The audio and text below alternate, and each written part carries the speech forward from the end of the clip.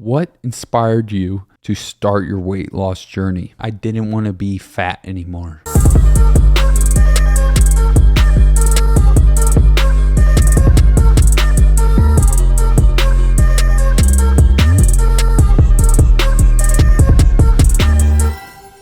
All right, everybody, welcome back to a TSC podcast. As you can see by the title, we lost a little weight. We lost a little weight since the last episode. We're down 100 pounds. We weighed in at 216 this morning. Give it up.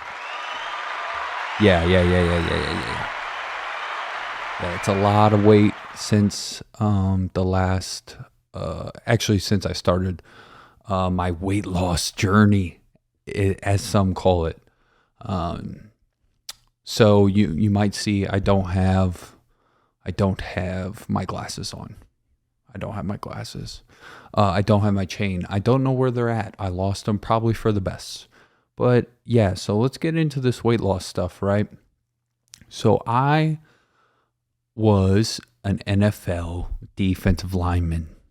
And as an NFL defensive lineman, you're fat.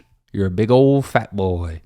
And the whole time I knew what I was doing, right? Like I purposely gained weight every year to be as big as I was. The heaviest I remember, it's been a little minute, the heaviest I remember being on the scale was 316 pounds. Maybe there was a time where I was more than that, but that's the heaviest number I remember seeing on the actual scale was 316 pounds. I never was a guy who was like actually that big. I made myself that big. So I always knew once I was done playing that I would be able to lose the weight. I knew I would be able to lose the weight. So that was not even a question because I knew naturally I wasn't supposed to be that big. There's some guys that are naturally that big that they look at a cheeseburger and gain 5 pounds. But I was not that guy. I was a guy who had to eat to get that big. So, I mean, and when I say eat, it was ridiculous, the amount of portions I was eating. I would go to like restaurants and stuff, and I would order like 2 full entree meals just for myself. It was ridiculous. Like I'm talking about just full meals, full sides, dessert. I would eat like so much at dinner and then I would eat a full pint of ice cream after, but I was burning so many calories that I had to eat that to like put on weight. Cause I remember like with the Titans, for example, I had to report at camp at 300 pounds. If I was short or over, I would be fined. So I had to be 300 pounds. So stuff like that. And honestly, it literally was a 10-year dirty bulk. I would start like ever since college, it was just more weight. Because I left high school at probably 220 pounds. I was 220 pounds playing middle linebacker. And then from there, it was just 20 pounds every year, literally. Like it was 240, then it was 260, then it was 280. And I finished my senior year in college at like 285. And then I didn't want to be considered a defensive end, like a true DN, like a 4-3 DN, because I just didn't think I would be able to run fast enough because those guys are running like 4.4s now. It's just ridiculous how fast they're getting on the edge. So I was like, okay, well then I'm going to have to put on even more weight. So I got up to 300 pounds on my pro day. And then from there, it just kept going. Like I remember I was just like kept eating. And yeah, like I said, so I got the 316 pounds on purpose, being just an absolute tank of a human being.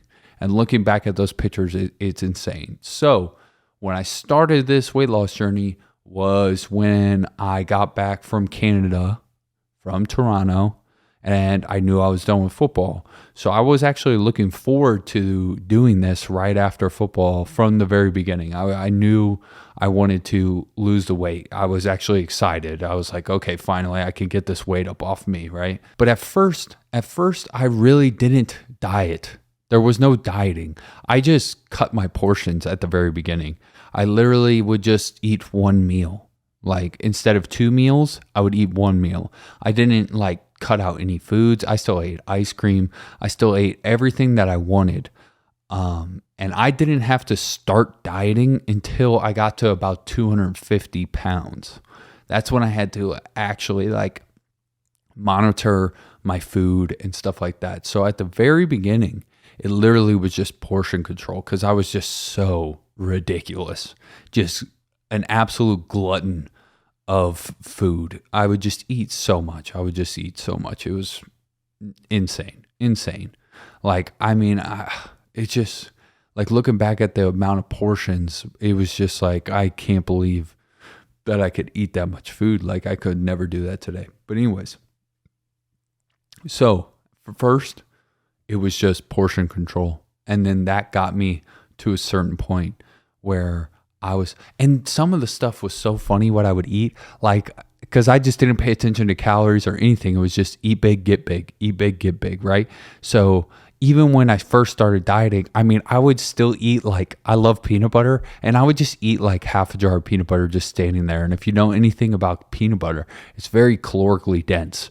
And if you eat a half jar of peanut butter, that was my dessert. That was after dinner. I would just eat a half jar of peanut butter. And it's like, that's so caloric. Like, that's easily like 1,000 calories that I would just body just sitting there for no reason. It was just stuff like that. It's so funny looking back at. So, all right. So that was the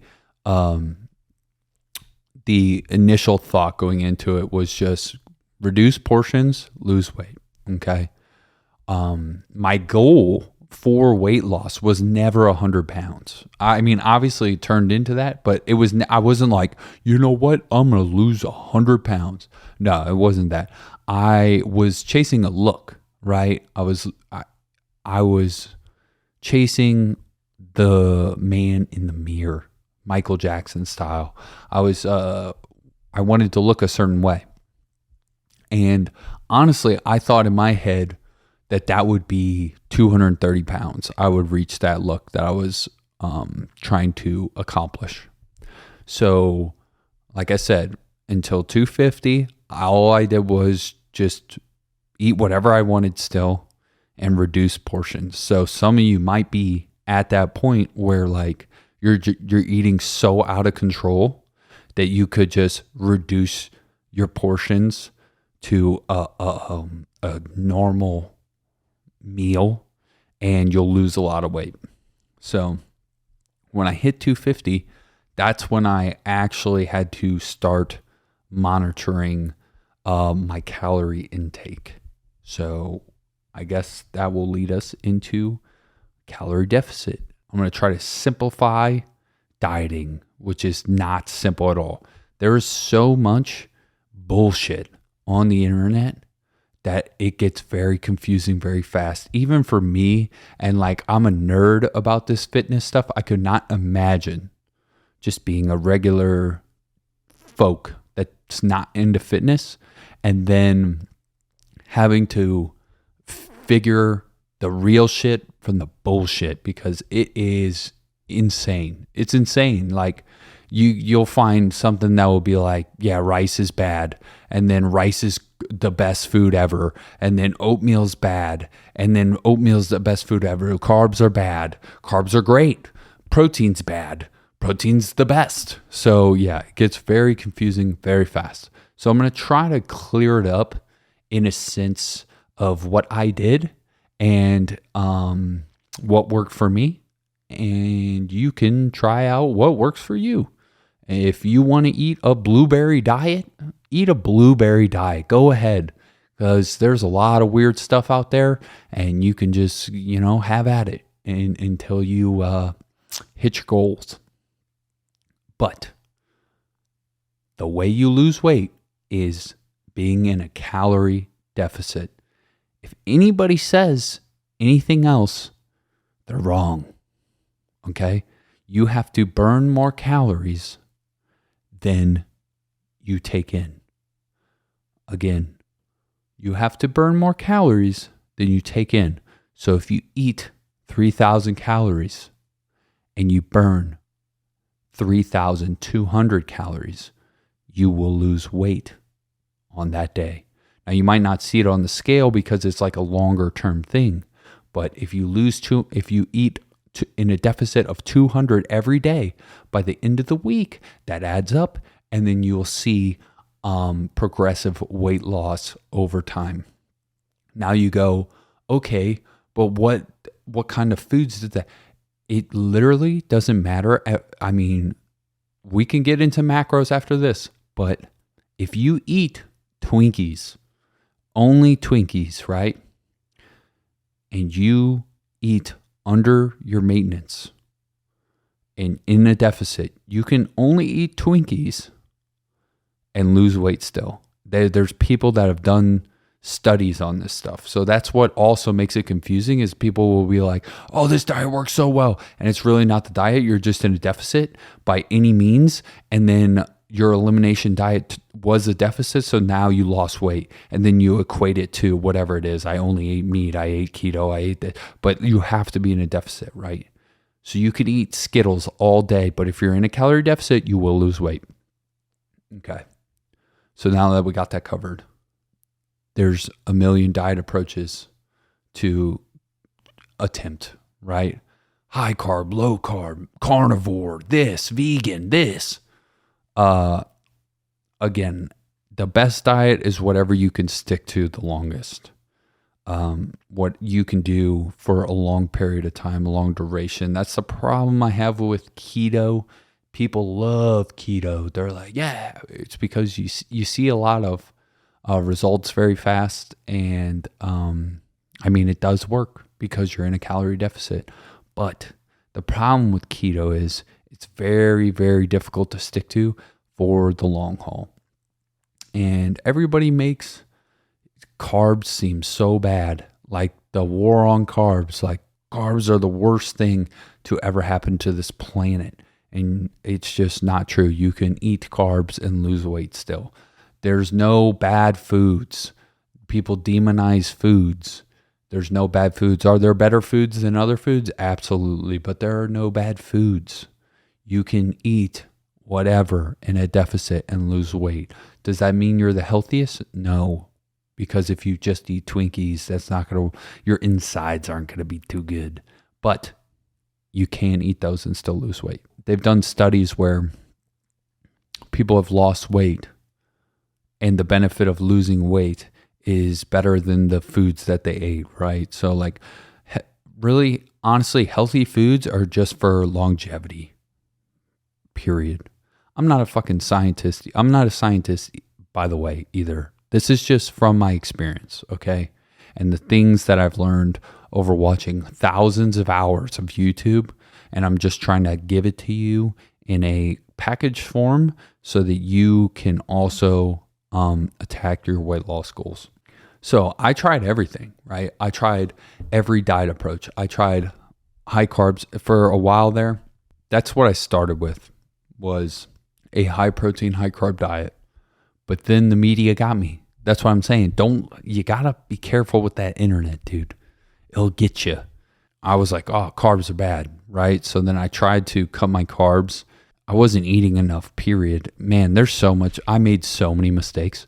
But yeah, so I tried keto, or I tried high carb, high protein. That worked well for me for a while. And then I got tricked by the internet, and then I tried to do low carb, and that was an absolute disaster because I just felt like absolute dog shit. But another thing that you really want to make sure is that you're accurately tracking your food. This will be how you know if you're in a calorie deficit, right? So if you don't track your food, you're just guessing on what you're eating. And the best way to know how much you're eating is to weigh your food. I know it seems like crazy. Oh, you're weighing out all your food? Yes, weigh out your food. I know it seems like you're doing too much. I thought I was the same way. I was like, dude, that is so extra. Like, I'm not going to try to do that all the time. The reason why I did adapt it was because I was under eating so bad. Once I started weighing food, I actually saw like what portions were and tracked them. And I was like, wow, I'm eating way more food now. Because what was happening was I would just starve myself and then binge. And I was just doing that over and over and over. I was still losing weight overall, but like I would get to the end of the day and I would just be so hungry that I was like, no, I have to eat a lot of food. There's just no way. So once I started tracking my food, and you can use an app like MyFitnessPal, there's a million apps out there that you can use, but that's the one I use. And I'll weigh my food so then I know how much I'm eating, and then I plug it in, and then I know how many calories I have for the day and where I'm sitting at currently. And yeah, does it take work? Absolutely, it takes work. But are you trying to lose weight? I mean, it's so funny. People will want to lose weight, but not want to put the work in to lose the weight. It's like, I guess you don't want to lose the weight then. Because if you did, you would do the work. Like, it's that simple. They'll be like, oh, I want to lose weight, but I don't want to do the work. Or they'll always make some excuse. They'll be like, I just can't not eat pizza. You're like, I guess you don't want to lose weight then. I mean, you can eat pizza for sure. You can eat pizza. Back to the point. You can eat pizza in a calorie deficit. But the real thing about losing weight is you want to eat volume. Volume. Because that's what keeps you full. Staying full in a deficit is key. So if you eat pizza, you're going to be hungry again because it is very calorie dense, right? Cheese is very calorically dense, and the bread and the pizza, it's not a bad food. It's not a bad food. There are no bad foods. But for losing weight, it's about volume. You eat that pizza, one, you don't have a lot of calories left in the day, and two, it's not much volume, so you will be hungry again because there's too many calories for one slice, okay? Unless you're just eating pizza the whole day and then nothing else, you're not going to be able to make it. So, volume is key when cutting weight because then you're full. The key is to get full. So if you eat 200 calories of peanut butter, right? This is like peanut butter is good for you. Fat has 9 calories, my mistake. Fat has 9 calories per gram, right? And carbs and protein have 4 calories per gram. So you can eat more carbs and protein and be fuller, and then your fats, you reduce your fats. Fats are good. You need a certain amount of fats. I cut my fats too low. Another mistake I made. I cut my fats too low, and fats are super important. You need your healthy fats because that affects sex drive. It affects your mood, how tired you are, just a whole bunch of hormone stuff. Like you need healthy fats. Do not cut your fats all the way out. You will feel terrible, which is what I did. I was eating not enough fats. Okay. So a lot of this is experimentation for you, but you have to stick to, something and track it because what you track gets better, and you can find out what's, if you're having some type of issue, you can find out, look back at the food log and find out what specifically is causing your issues, which is what I did. Another mistake I made, I made so many mistakes. It's crazy because I only knew eat big, get big. I knew how to get big and get strong. I knew that diet plan. Eat. So I never dieted before in my life. So I didn't know. I was just learning as I was going. Another mistake that I made was not eating enough fiber. If you do not, because I was eating high protein, low fiber, and you will get super constipated. So I did that for a while. That sucked. And then I overcompensated and was eating too much fiber. And you can eat too much fiber and you'll get bloated and constipated. So it's a fun time, dude. Just finding the fine balance and just making a million mistakes. But again, for a male, I think the target mark for fiber is 38 grams. There was a point where I was eating like 6 grams. And then there was a point where I was eating, because I just went bodybuilder style straight off the bat, chicken and rice, just zero macronutrients or micronutrients, zero micronutrients. I was just eating straight meat and rice. And I was like, this is what bodybuilders do. This is how you get jacked. And it messed me up. So again, I was just making a million mistakes. Yeah, for men, it's about 38 grams of fiber, and I forget what it is for females. I think it's like 24 or something like that. I'm going off the top of the head, by the way. I'm going off the top of the head. All this knowledge is stuff that I learned from, just going through the process. So if you fact check me and I'm a little off, I'm sorry. I'm ripping off the top of the dome. This is like a freestyle of weight loss. Macronutrients. Let's dive a little bit deeper into those because we were just talking about that. So your macronutrients are your proteins, your fats, and your carbohydrates, right? And the real key in your weight loss journey is to eat a sufficient amount of protein because protein keeps you full, right? Meat is good. And you want to eat the ideal that everybody goes off of is 1 pound or 1 gram per pound of body weight. But be careful because if you have a lot of weight to lose, you kind of go off your like ideal body weight. So when I was 300 pounds, I was not eating 300 grams of protein. I was probably eating like 250, right? So you just want to make sure you're not overdoing protein, but you also want to make sure you're not underdoing protein. So in a calorie deficit, some people say to eat 1.3 grams per pound of body weight. So a little bit over because it'll keep you fuller. I got brain fog, dude. I got brain fog. This is another thing when you're cutting weight, dude. Sometimes you're just dumb. You're just dumb. You're like, my brain is not working because I'm in such a deficit. This is wild. It's just a blank canvas, dude. You're like, it's bad. You're not as sharp for sure when you're cutting hardcore. Like that is, I'm gonna be excited to get back to maintenance so my brain functions better.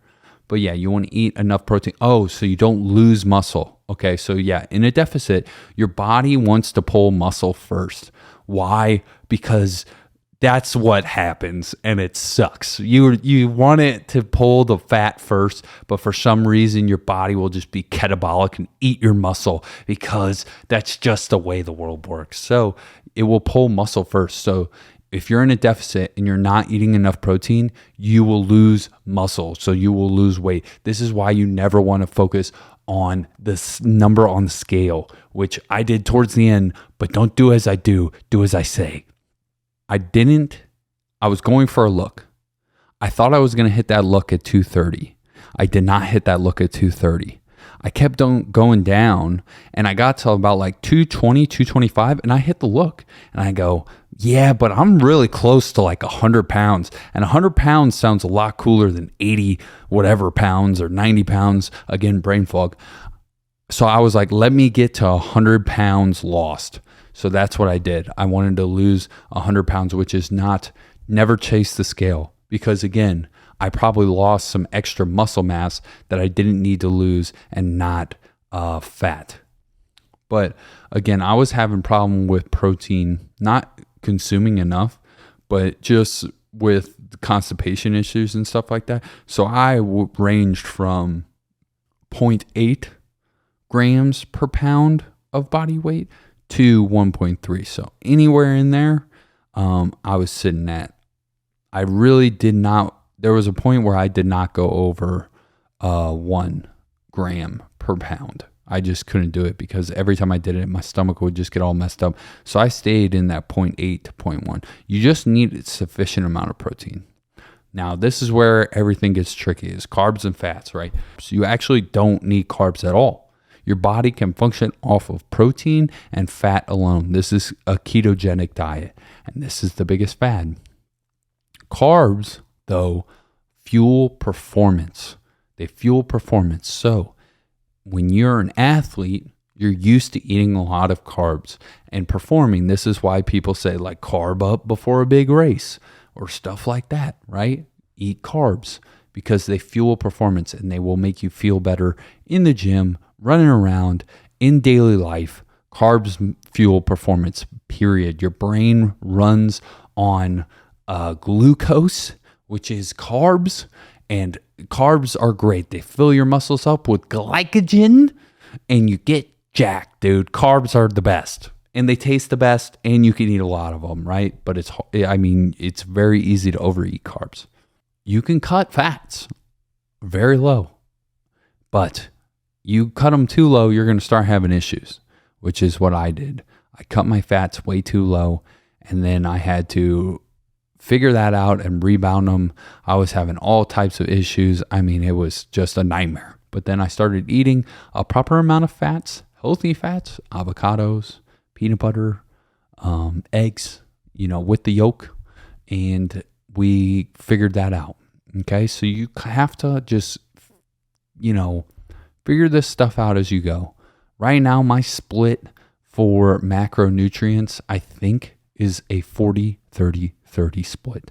So a 40, actually I eat a little bit under the 30. So it's probably 40-35-25. But it's the most thing I eat is carbs, then protein, and then fat. Fats are the lowest. I eat about 60 grams of fat. I eat, about 200 grams of protein ish, and then the rest is carbs. Okay. So you just have to figure out that balance for you. Figure out, what makes you feel the best in the gym, what you can stick to the longest. I tried to cut carbs. I tried the keto way. My gym performance was absolutely terrible. I got so jacked up. I tried the Mike Mincer way of very, very, very low fat, high carbs, high protein. I started feeling tired all the time, hungry all the time, never full, just feeling just like I didn't want to do anything at all. So then that wasn't good either. So really, you come back and you just go, moderate is the best. Like a 40-30-30 split for anybody out there, that is a great starting point. Just start with that 40-30-30 split, 40% carbohydrates, 30% protein, 30% fat, and you'll be set. Finding your calories for the day, that's also another tricky one, right? So you have to calculate your maintenance calories. Maintenance calories means, this is all off the top of the head, by the way. I have no notes. I have this here, but I just put like calorie deficit. So I'm just freestyling this, but it's fun. It's fun. Okay. I'm testing my knowledge. So calories, you're like, how do I know I'm in a deficit? How do I know how many calories I need? So the best way to do it, right? This is what they say, is to eat how you normally eat. Start at the beginning of the week, step on the scale, where your weight's at, eat what you normally eat, log it. By the end of the week, if you did not gain any weight or lose any weight, that's your maintenance calories. The problem with that is it's so much fluctuation in your weight.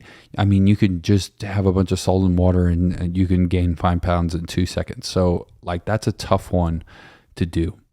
To find my maintenance, there's online calculators out there. I would type in my height, my weight, my age, how active I am, and they'll give you like a rough estimate. Okay. That's a good starting point. We're not professionals here. We're just trying to figure this out, right? So you get that starting point and then it'll give you your maintenance. Okay. Take that number and drop it by 500. Now you're in a deficit. Okay. Maintenance means if you eat that amount, you will not gain weight and you will not lose weight. If you're above that, it's called a surplus, a calorie surplus. That is how you gain weight. You're below it, it is a deficit, a calorie deficit. So drop it by 500. Eat at that. Okay? Work out, eat at that. Then monitor it as you go. If you step on the scale after a week and you've lost weight, good job. Keep going. Stay there. If you have not lost weight, you might have to drop it again by like 200. You don't want to drop it too much. If you're in too deep of a calorie deficit, your body's going to freak out, dude. Trust me. Trust me, Donnie. Just trust me. Your body's going to freak out. So drop it by 500. Okay. Now, this is what's so funny about dieting, dude. When you do it for long enough, your body will adjust to that deficit. So then you're either gonna, once you hit that plateau point, which I hit at about 240, 245, okay? Just an absolute plateau. And this is while I was dieting. This is like, before, like I said, I wasn't doing anything and like just portion control. Then I was actually dieting, monitoring my food. And then I hit a sticking point. And I was like, I'm in a deficit. What the hell? Because I started my deficit at 2,650 calories. That's what I was eating at. My maintenance was like 3,200. And I dropped it down to that to start, which is not what I just said to you, but do as I say, not as I do. So I was at 2,650 and I was losing weight like crazy, and then it just halted. And then I was like, damn, what am I doing? So I realized my activity was not enough. So then let's get to this. So then I wore a tracker, one of the watches, to see my activity through my exercise and my activity just throughout the day. Like my steps. Steps is a great factor to go off. So I don't go off of like the calories burned because it just varies so much. And like there's been a lot of stuff on how accurate these watches are at monitoring your calories. And they're probably not even monitoring your steps very good either. But it gives you an idea, right? Like there's never been a day where I like walked an absolute ton and then checked the watch and it'd say 2,000, If I walk a ton, it'll be like, oh, you walk 16,000 steps. So then you're like, how accurate is that? I don't know, but you do have a baseline. You're like, okay, I walked more and then it was more steps than normal. So I would try to hit 10,000 steps a day, period. No matter what, in the gym, outside the gym, no matter what, lifting day, just every day I would try to hit 10,000 steps, because really you lose most of your weight outside of the gym. Like it's by your diet and your NEAT. Your NEAT is your non-exercise activity thermogenesis. Off the top of the head, non-exercise activity thermogenesis, which is basically like fidgeting around, moving your hands, like how I'm talking with my hands. That's NEAT. Just anything that's not exercise that you lose weight. And the problem is the deeper into the deficit you get, you'll find yourself laying around the house a lot more. You'll be like, I just don't want to do anything. I don't want to get up. I don't want to do nothing.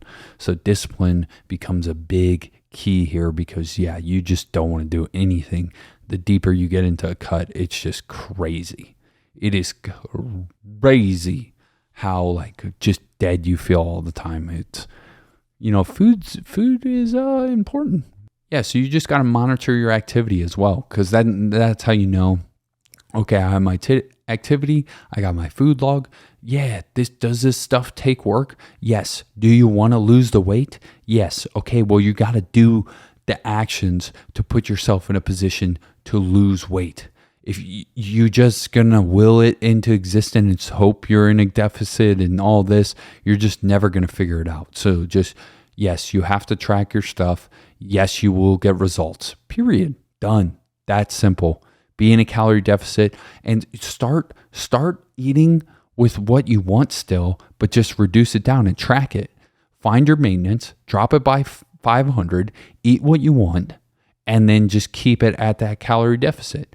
Then you can focus on macros. You got to start small and then build into it. Then you can focus on macros. So then you're like, okay, well, I'm short on protein, so I'm going to actually eat more protein. But at first, just eat whatever you want in a deficit and then see how you feel from there. And then you can get more strict and get your macros right. Okay, boom. Now you got that. You just have to take it step by step to get to your final result. And the thing is like with this, you will get results. You eat in a deficit, you will get results, period. Like you will 100% lose weight. That's the whole thing with this, is like, you just will. There's not like, oh, I have this. No, you will lose weight. You eat in a deficit, you will lose weight, period. Another key, you want to find, so I love ice cream, right?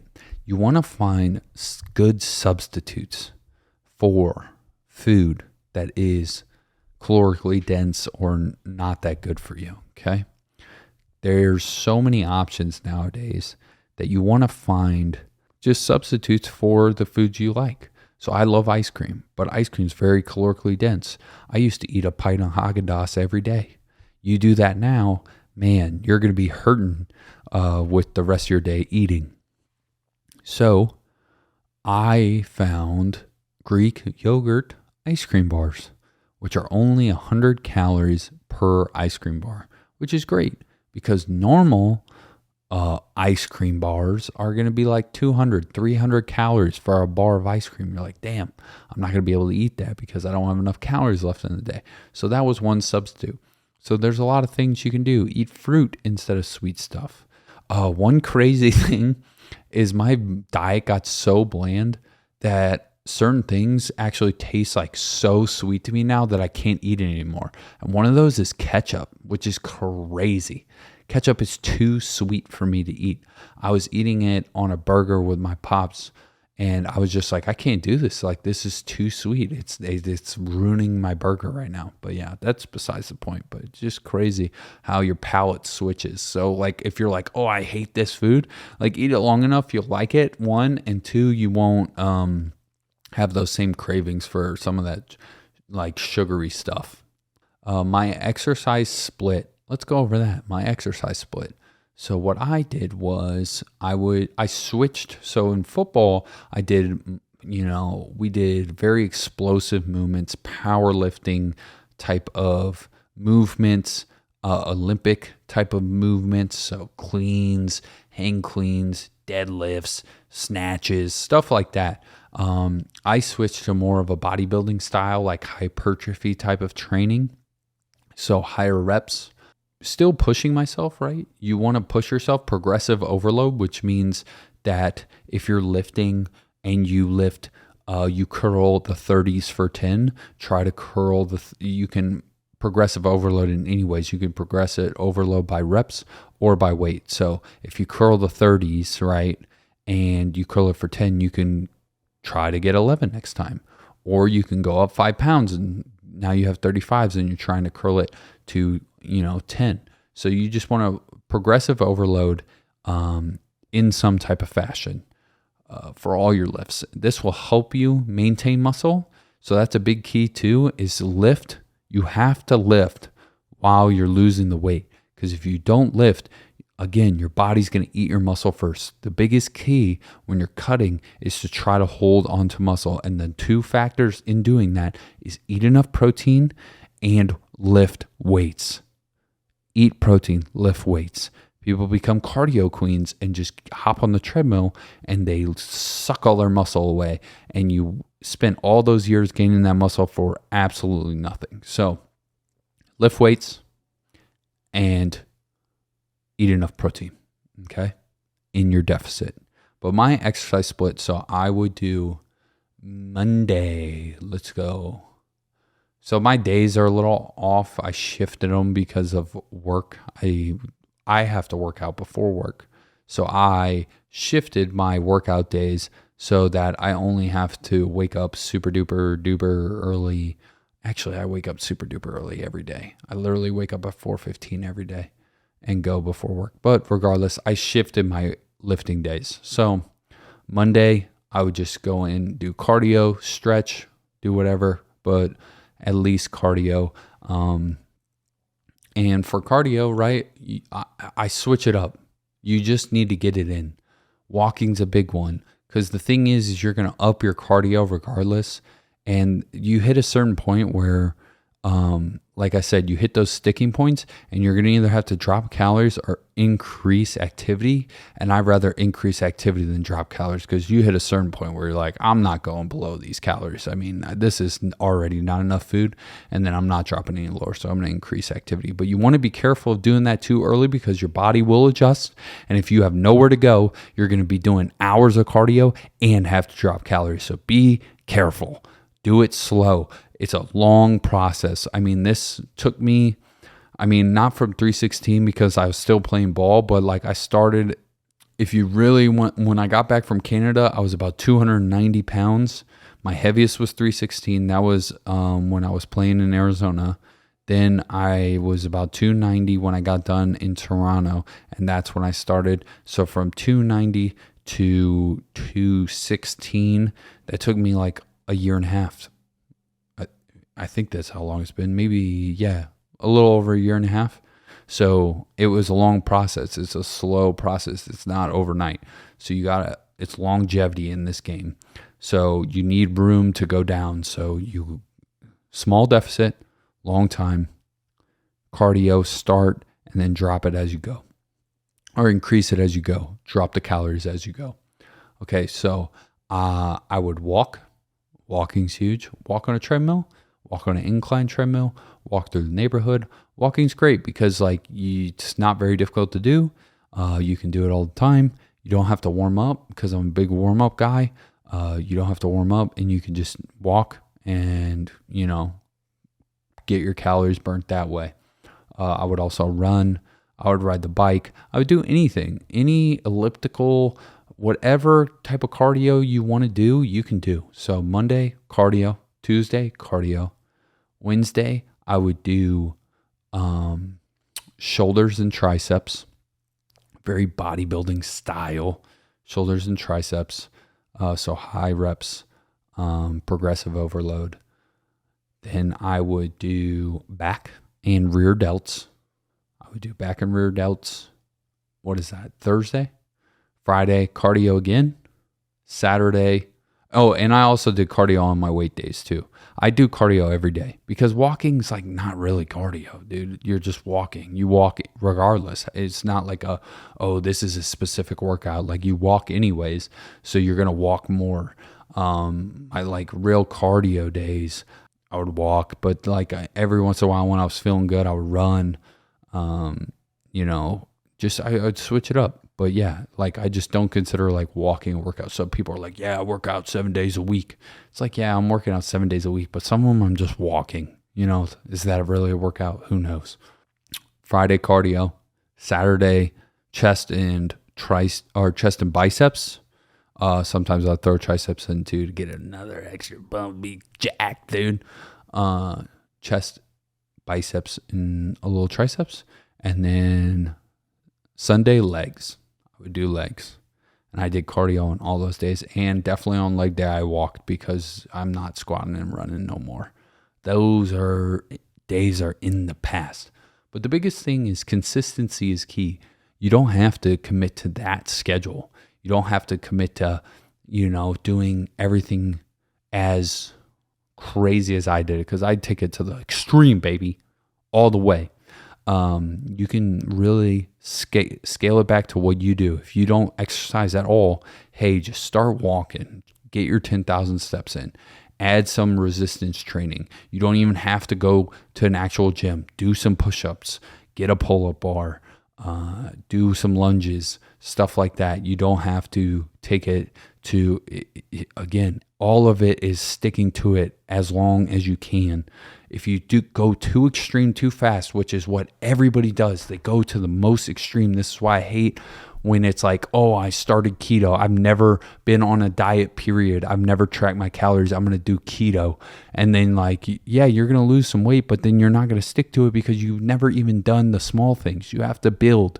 So you start with, tracking your calories, then you build it into the next thing, into the next thing, into the next thing. It's all about scaling up. It's like progressive overload for dieting, progressive overload for life. Like everything starts that way. That is just how it works. Start small and then build on that. Build on the momentum, snowball effect, everything. So if you don't work out at all, just start with walking. Then maybe, hey, go for a jog and then build it up from there. Okay? Calorie deficit. Make sure you eat enough protein, lift some weights, or do some type of resistance training, and get your cardio in. You will lose weight, okay? So I've also prepared some questions from the people. I got some questions from the people that will help me talk about some of this stuff that I'm sure I'm forgetting, because this is, I mean, it's a lot of information. I'm not even covering half of it. I'm sure as soon as I stop recording here, I'm going to be like, damn, I forgot to talk about that. Damn, I forgot to talk about that. Well, I'll talk about it for a while. You know, I mean, this is like a lot of stuff to talk about. So I'm just going to try to cut it up, try to talk about it as much as I can here, try to help you as much as I can. I'm going off the top of the head, so a lot of this is probably scattered and you're like, what is he even talking about? But we're trying our best here, okay? I'm very depleted and got a little brain fog, but hey, we're figuring it out. Okay, so first question we got: what inspired you to start your weight loss journey? I'll tell you what started. I didn't want to be fat anymore. That's what inspired me to start my weight loss journey. I was fat and I said, I don't want to be fat anymore. So then I stopped doing that and I stopped being fat. Yeah, like I said, I made myself fat. I knew what I was doing the whole time when I was gaining weight. And it's funny because like certain people treat you certain ways. And you know, I'm like, dude, I'm not like this. I'm actually like, dude, my dad was like 185 at my age. So it's like, I mean, not in college. In college, my dad was 185. Like those are my genetics, is to be lighter. So I was like, dude, this is not me. I made myself this way. So I always knew I could lose it. It was just a matter of time of when I was going to lose it. As soon as I was done, I go, all right, time to lose it. And that's what I did. Describe a typical day in terms of diet and exercise when you first began your weight loss journey. When I first started, I switched to hypertrophy lifting, and my diet was kind of all over the place. Like I said, I started with just chicken and rice and just ate like what I thought bodybuilders ate like. And then I realized that, hey, micronutrients are important. You need some vegetables in your life. You need a well-rounded diet. Eat some fruit. Get a little bit of everything. The key is really just whole foods. Stay away from processed junk. Cook your meals. Eating out is difficult to monitor, to track. So if you're eating out, I mean, you're pretty much just checking it off as a cheat day. You can kind of track it in the apps by, you know, just guessing what it is. The apps are pretty good from people logging things, so you can kind of get it close, but you never know with that stuff because you're not weighing it out. But you can get a rough idea, still be close to a deficit. You don't have to be like ultra strict with yourself. Like, don't beat yourself up.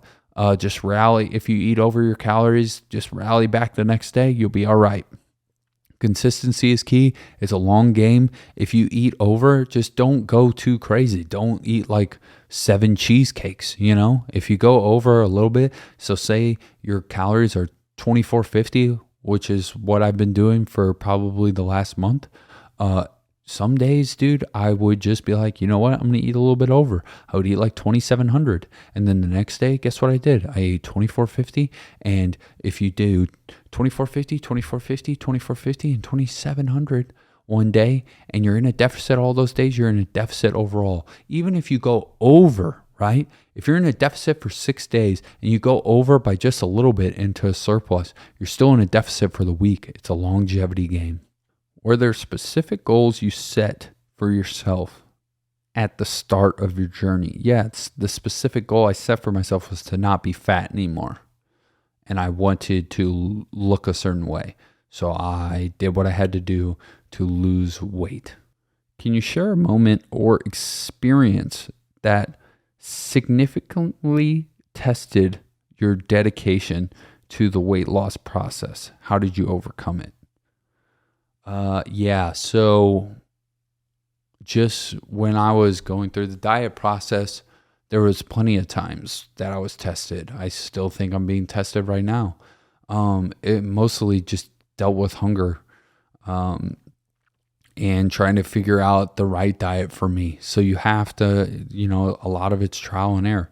So there would be times where I would just be so starving all the time. I would just be hungry. And I'm like, damn, I'm like eating what I'm supposed to eat. I can't figure out why I'm just hungry all the time. And I just had to adjust, bump my calories up, or, switch the foods I was eating to be more volume foods. Like I said, dude, one tablespoon of peanut butter is like 190 calories. But if you eat 190 calories of spinach, that's a lot of spinach and a lot of volume compared to 1 tablespoon. So it's all about trying to find the foods that keep you full, but are still not calorie dense, that you're getting all the macro and micronutrients that you need, so you can still lose weight, be full, and then it doesn't even feel like dieting. If you can get to the full feeling in a deficit, it doesn't feel like dieting. Most people, including myself, we just crash. We crash hard, and we just like, okay, I'm going to eat this and then just not eat. And then you're just starving, dude. And then you're just going to bed hungry and stuff like that. Like, that's no good. You don't want to do that. So find the foods that make you full, that are fit your macros, that keep you in a calorie deficit, and that you enjoy. Period. Done. Simple. How did you adapt your approach if you encountered a plateau? Yeah, like I said, anytime I was at a sticking point that just wasn't losing weight, I had to look at all the factors. I had to look at my activity level. If that was not sufficient enough, I would just bump up the steps, right? So if I'm hitting 10,000, I'm not losing weight. That's weird. Let me bump up my steps. Or I would bump up my steps and cut my calories a little bit. Or I would look at foods, or I would look at the way I was tracking foods. Sometimes I messed up tracking. Like, that's another thing. You got to really make sure in your app it's the right food and match the calories and the macro split on the individual food into your app. Because sometimes I was just logging stuff like, oh, this is turkey meat, and it would be not accurate to the turkey I was eating. So it would either put me over or put me under. All of it is just a guess, because those apps aren't super accurate. Your watch isn't super accurate. It's all just a guessing game, and you kind of just figure it out and constantly correct as you go to find out what works for you. And then eventually you stick to it long enough and you'll hit whatever goal you want to hit. Discuss the emotional aspects of your weight loss journey. Yeah, the emotional aspect was I was crying on the inside because I was hungry all the time and I couldn't eat ice cream. I don't know. Yeah, you just push through it. What's more important? Do you want the instant pleasure of that ice cream, or do you want to lose the weight? I mean, it just really boils down to what's more important to you. I wanted to lose the weight, so I would not eat whatever was going to give me the mouth pleasure of that moment. And honestly, when I did fold to those things, my system has adjusted so much to healthier whole foods that anytime I would cave on like a piece of pie or something like that, I would feel terrible right after. And then you instantly regret it, which is kind of like pretty good, because then you don't go back. Because if you were like, oh, I feel so much better, it'd probably be harder to stick to your diet all the way again. Now the holidays, that type of stuff. Okay, so we're in the holiday season. That stuff's difficult, right? You got all this yummy food, but again, not one day is going to throw you off of, I wasn't going to have one day. I could eat 10,000 calories in a day and it wasn't going to put me back to 316. You know what I mean? It's like you might gain a little bit, then you hop back on track. It's a longevity game. You just got to keep at it. You just keep at it. Keep stacking days together. That's what it's all about. Keep stacking days together. And then when you eat good, you're like, oh, I'm losing weight. Sweet. Let me keep doing this. And you just keep stacking those days. What were the unexpected benefits or positive changes in your life resulting from the weight loss? Oh, I got a good one for this. The ladies. That's what changed for me when I lost this weight. I'll tell you what, dude. If you're a fat boy, you're a tubby boy, and you struggle with getting the ladies, just lose 100 pounds, get packed up, get your 6-pack right, And watch that switch up real quick. It is crazy. The night and day switch of the ladies. I mean, you know what they say? If you build it, they will come. If you build it, they will come. You build that body up, you build that body right, you lose that weight. Man, it's crazy, dude. And it's funny because I'm the same dude. I just look a little bit different. But yeah, the ladies, that switched up a lot. Everybody like always expects me to be like, oh, my body feels so good. I feel so light. I run around better, all that. And like, yeah, that stuff's true. But like the biggest one is the chicks. It's so funny. Oh man, you gotta love it. How ridiculous. Share a particular habit or routine that became a cornerstone of your success. Eating a calorie deficit workout in the morning. Don't miss days. Did you face any criticism or negative feedback regardless of your weight loss journey? Oh my God, yes. It was crazy, dude. People will shame you. People will shame you for your eating. So at the company I was at before, I would eat, like I would bring my lunches in, right? And I would eat, just plain stuff like chicken and rice or chicken and potato or chicken, broccoli, potatoes, spinach, just normal healthy stuff. It's not that great. It's nothing fancy. But people would literally be like, I love myself way too much to eat like that. You're like, what? What does that even mean? I didn't even bring this up to you. I'll just be sitting there eating. They would be like, I enjoy my life way too much to eat like that. You're like, what? Like people would shame me. And then they would also think that I'm judging them. They would be eating like, I don't know, a cupcake or something. And they would be like, I know. I'm like, dude, I literally don't care what you eat at all. So it's weird. Yeah. There is that weird thing when you're holding yourself to a standard. People think that you are holding them to that same standard. And I just don't care what you do. You can do whatever you want to do. I'm doing me. Also, another weird thing is people will try to get you to stop, which is the craziest thing. So like you're losing weight and they're like, oh, you're good. I'm like, I'm not good. I'm going to continue this and I'm going to go lower than where I'm at now because I'm not where I want to be yet. And they do it out of like a kindness in their heart, right? They just want you to be safe, but just remember that because like sometimes that will stop you from your goals. You will be like, oh, you know what? I do need to stop. I do need to relax. And then you know what? You're back to being fat again and you're 350 pounds. It's like, so be very mindful of that like they're doing it out of kindness of their heart, but just know what you want and your goals and your aspirations and what you're willing to do to get there, because sometimes people can't see it, and that goes for everything in life. Some people can't see what you see, so you just got to really stick to what you believe and get after it. But yeah, that's a weird one, especially when it comes from family. They're like, hey man, you need to chill out. You're like, no, I'm not gonna do that, sorry. I'm going to get to where I want to get to and then I'll stop then. And like, again, they just want to make sure that you're not, going through any like body dysmorphia, which, we all probably have a little bit. There's scales to that too. But it's like they want to protect you, but at the same time, it's like, oh no, I'm going to lose 100 pounds. Sorry. Did your relationship with food change during the process? Well, yeah, I just understood what I was eating more.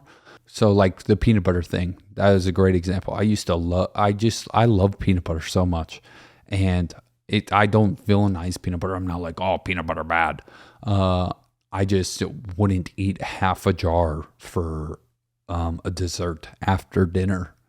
I would just be like, oh, okay, I can't eat that much of this.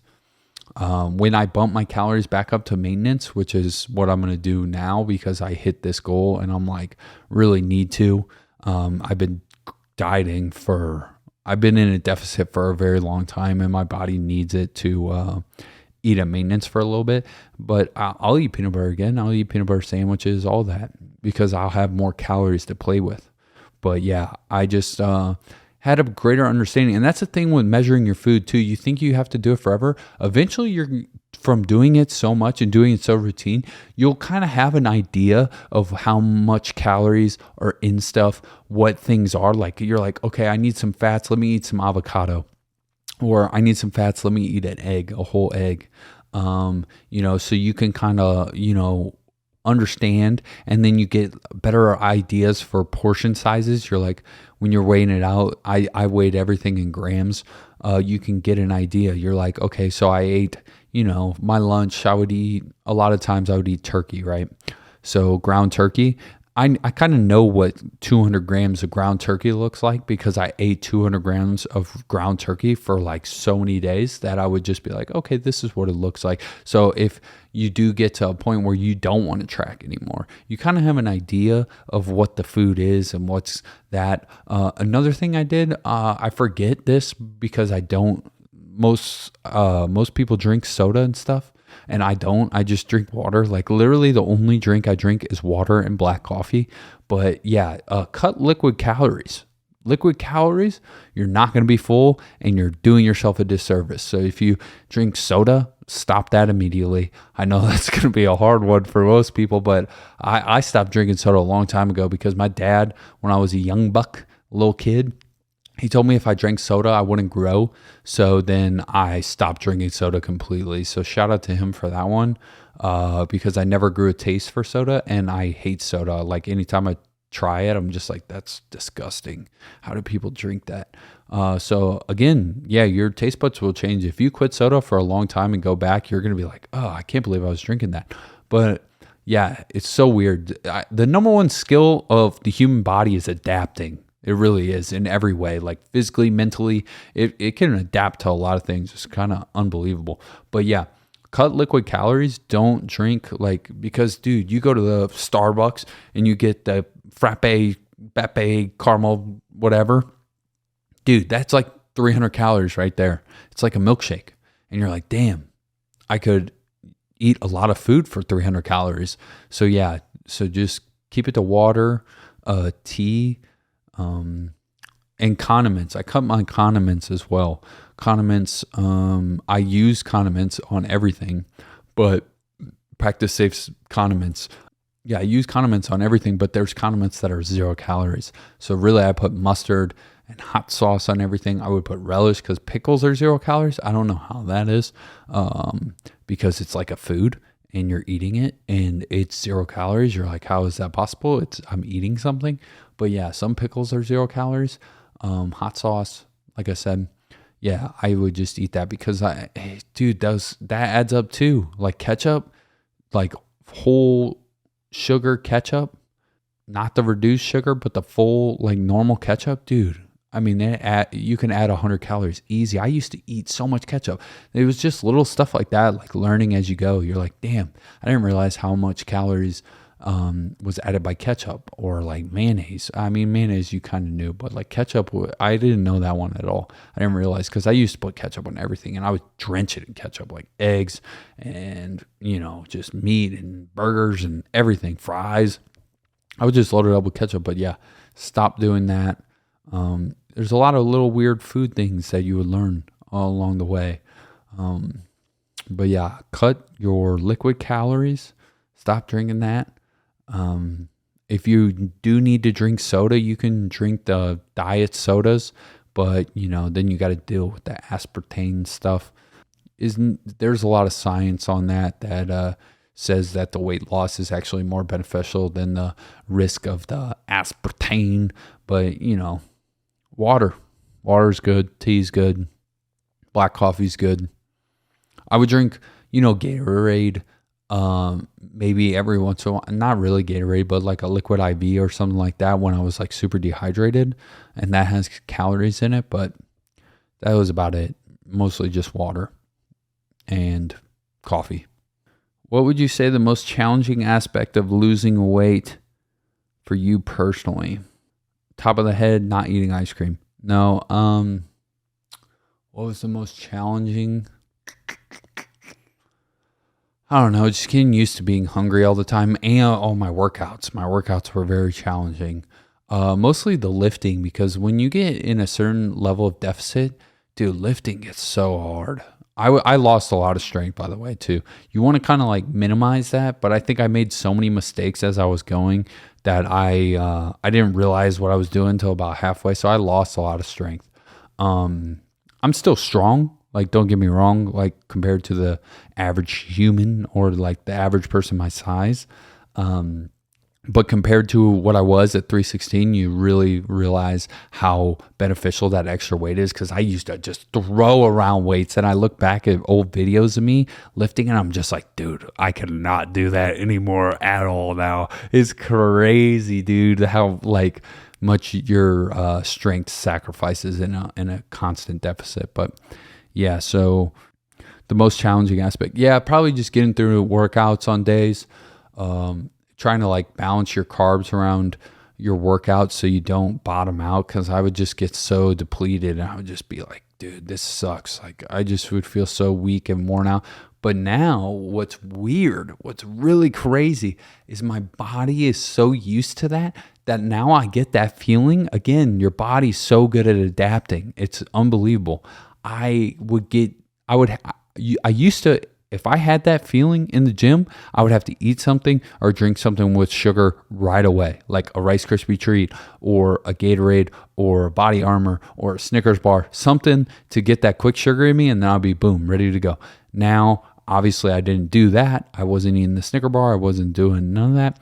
I would just stay pushing through it, and then your body adapts, and I would be like back to normal. I'm like, holy shit, this is crazy. So yeah, I adapted to that like low blood sugar feeling. It was crazy.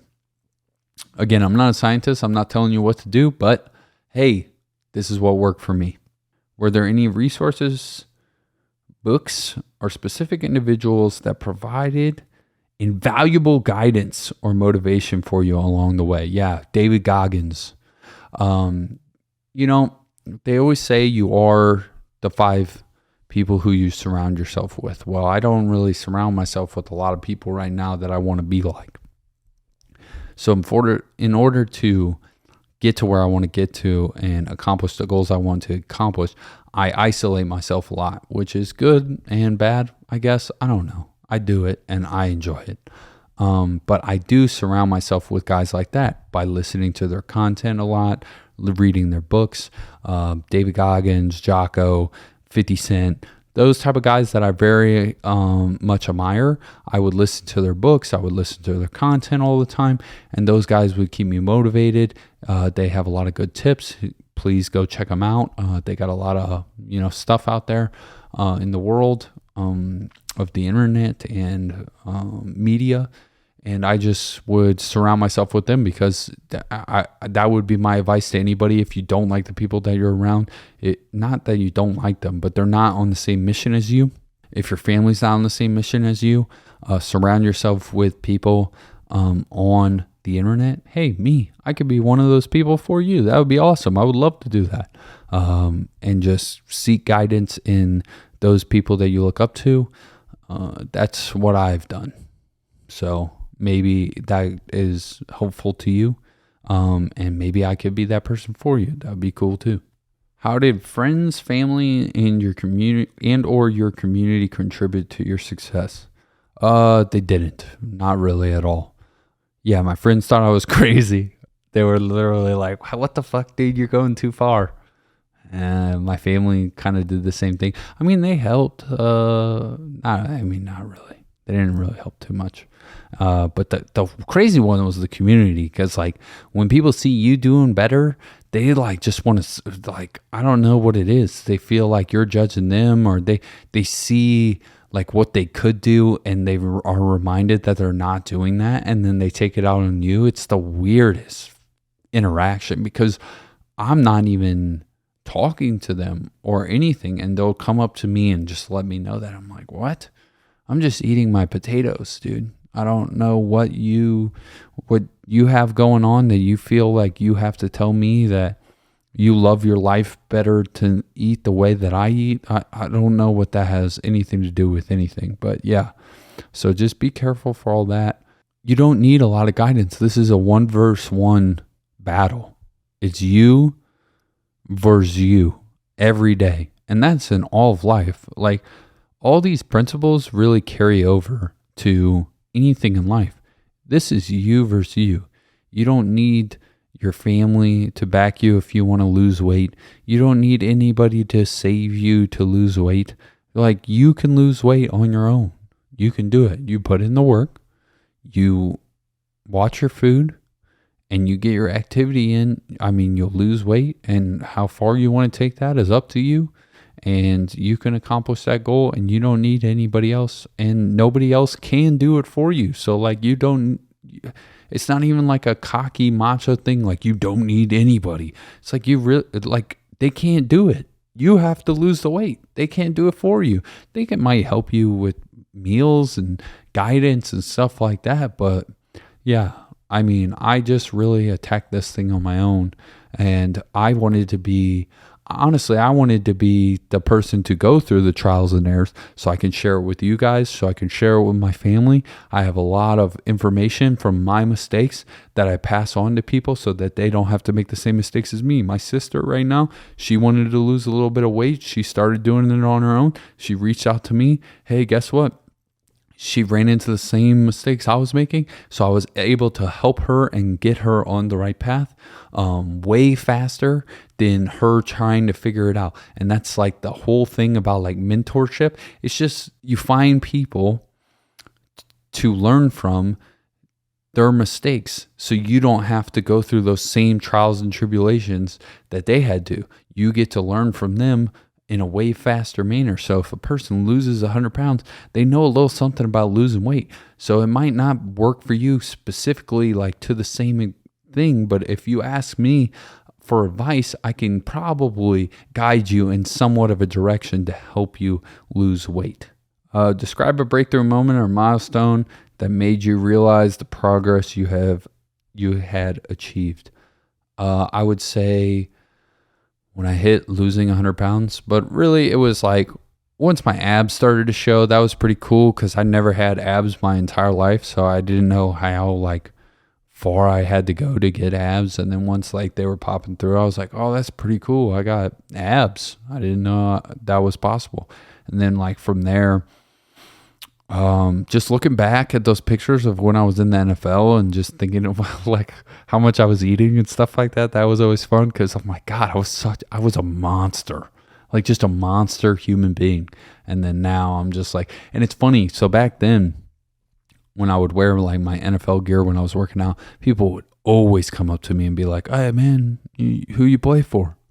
You play? Because like obviously I looked huge and I was wearing gear and I was working out, and now that never happens. I look like a fan now. I look like a regular human fan, and it's so funny because I wear my stuff. It's all the same thing. I'm still working out. I'm still doing all the same thing, but people do not come up to me anymore at all, and it's so funny.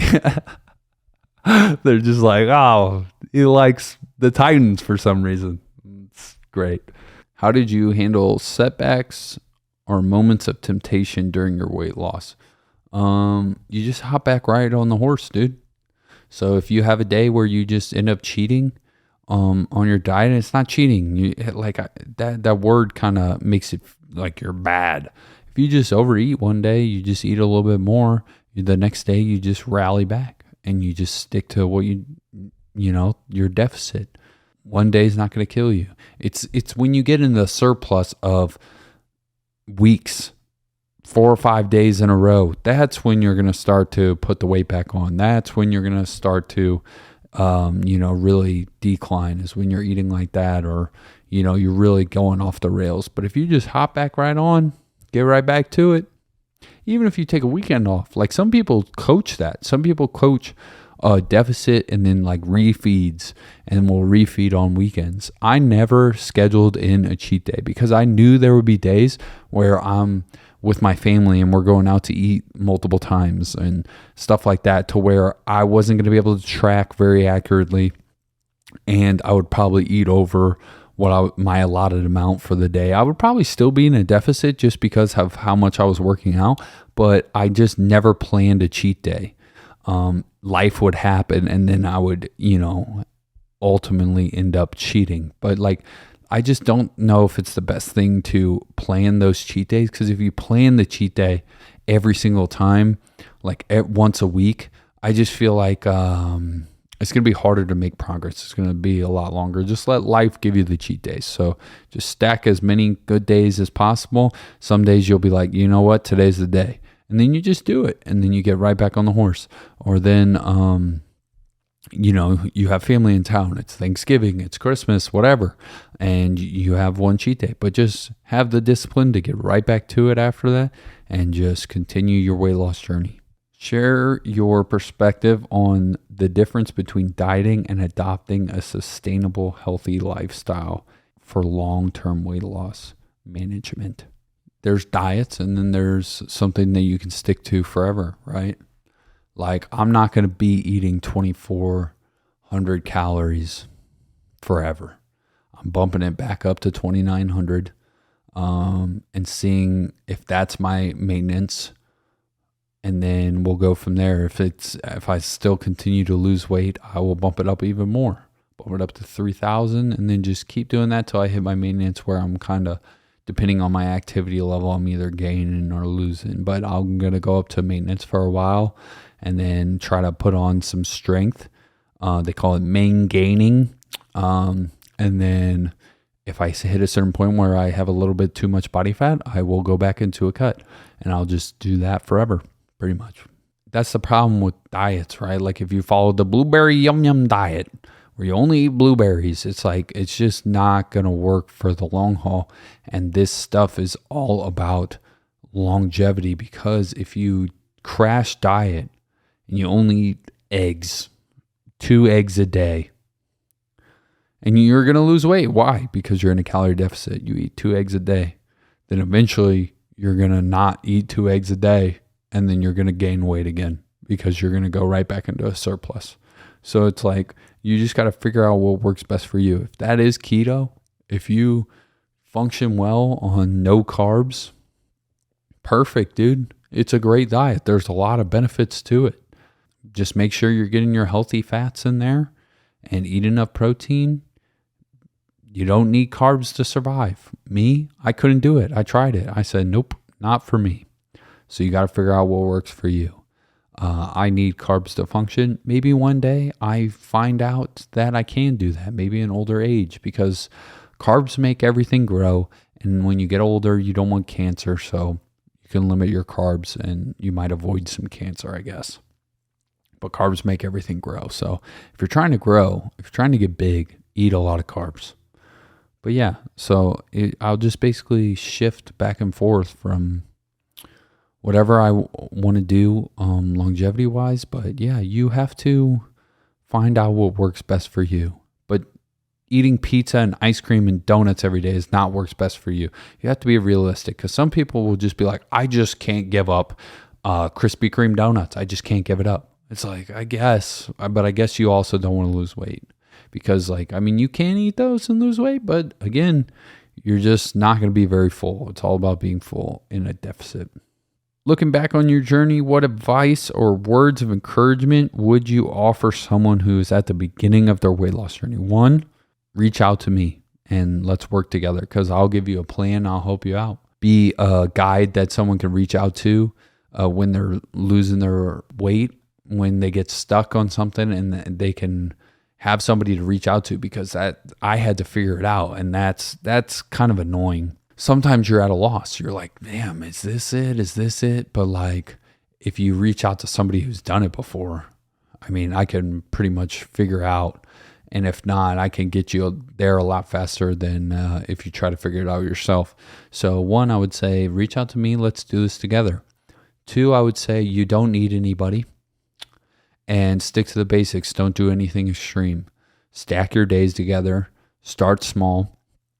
Depending where you're at, if you're already a fitness nut, you can pretty much jump into the extreme stuff. You probably have a greater understanding of everything that goes into it. If you're like me, who was a fitness nut but never dieted ever before, and you're a fellow fat boy, I can help you out. So a lot of that stuff is just taking it day by day, stacking those days together. Take all the information that I hope I helped you in this podcast. This was not very organized. I should have probably did better by taking better notes and stuff, but I just wanted to get in here and kind of brain dump it. And then I'll probably make side videos off of this video, just perfecting it and kind of narrowing it down with tighter information, cleaner information, maybe make specific videos where I just come in. But this is my overall, like, how I lost my weight podcast for you guys to listen to and, take from. But yeah, let's work together. I would love to help you lose weight. That would be so much fun. I'm going to post about my weight loss journey. I haven't taken the progress photos yet. I plan to do that here soon, and then I'll put those up in this video and put those out on social media.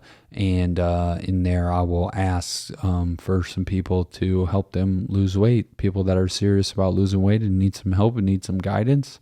I would hope you would reach out to me and we can get that going. Like I said, thank you for listening. I really appreciate it. Hopefully you got some value from this, from my journey. I'll talk about it a lot more because, there's only so many things you can talk about in your journey of life. And losing 100 pounds seems like kind of one of those things. So I will be talking about it a lot. I'm sure I'll have my dad on here or somebody else, some of my friends, and they'll ask about it, and I'll kind of talk to them, and maybe we'll bring some clients on. That would be cool. If someone wants to work with me, lose a bunch of weight, we'll get you on the pod and we could talk about your journey too, and then compare and contrast notes and talk about what worked for you that didn't work for me, and then what worked for me that didn't work for you, and we can go from there and just kind of try to help as many people as possible. So thanks for listening. I hope you got some value out of this episode. Welcome back to the TSC podcast. I'm a little bit lighter. No glasses. I don't know where they're at. Lost them bad boys. I don't know where my chain's at either. We'll find it eventually. But yeah, thank you. See you next time.